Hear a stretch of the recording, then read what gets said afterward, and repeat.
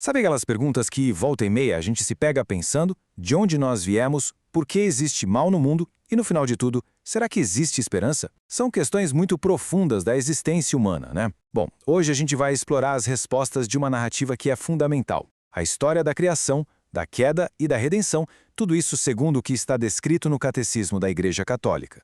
O ponto de partida aqui já é bem fascinante.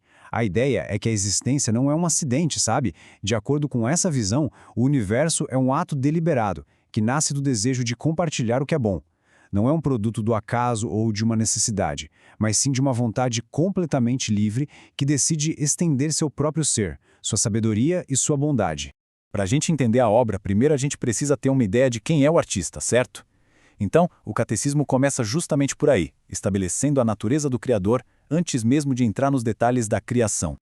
Olha, essa afirmação aqui é muito forte. Não é que Deus fala a verdade, ele é a verdade em si. E isso cria uma base de confiança total. Se a natureza do Criador é a própria verdade, então tudo que vem dele, seja sua revelação ou as suas obras, é visto como algo fundamentalmente confiável, sem nenhuma pegadinha. E o que motiva esse ser que é a própria verdade? A resposta é amor. E não é um amor qualquer, é um amor gratuito.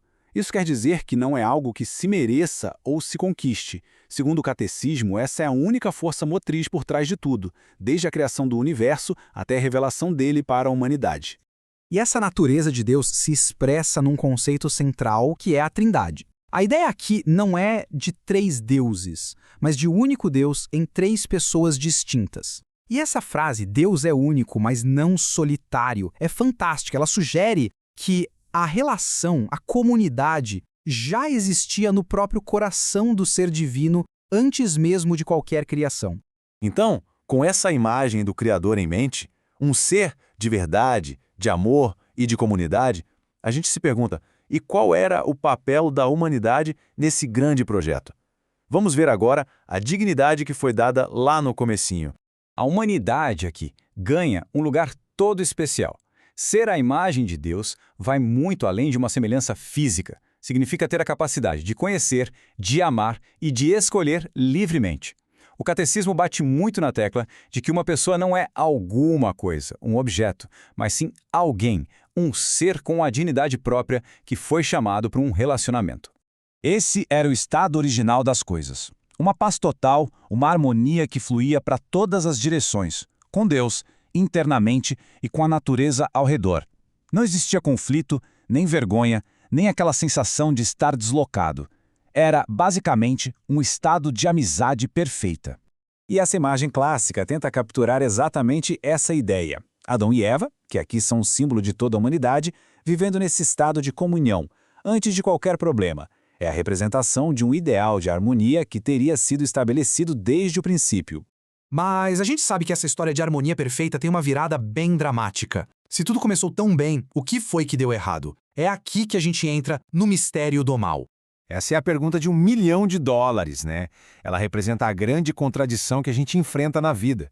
Se a fonte de tudo é boa, como é que se explica o sofrimento, a crueldade e a desordem que a gente vê e sente por toda parte?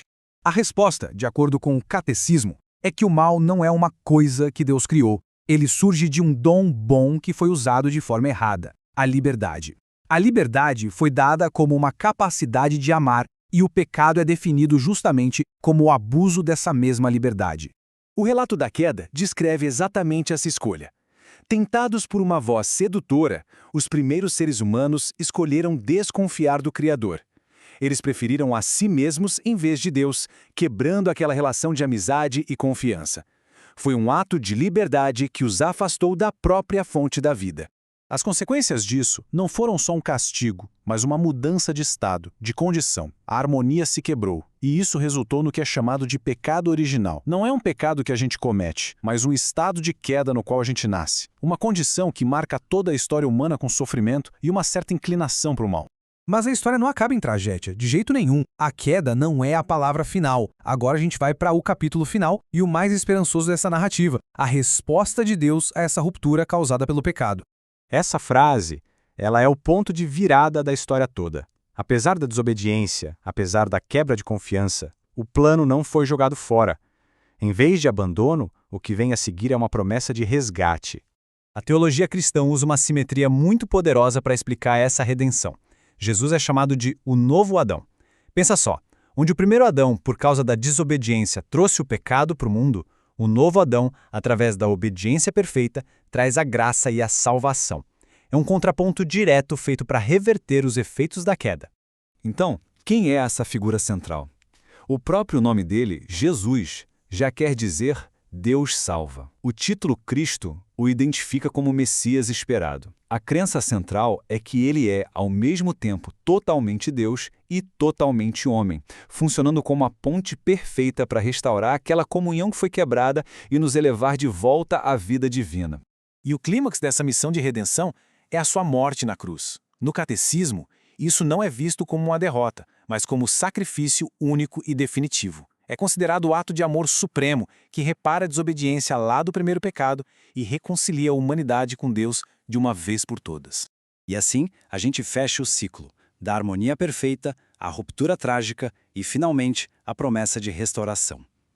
A questão que fica para nós é: o que essa história tão antiga sobre origens, pecado e salvação tem a dizer sobre as nossas próprias vidas, as nossas falhas e a nossa busca contínua por um propósito maior?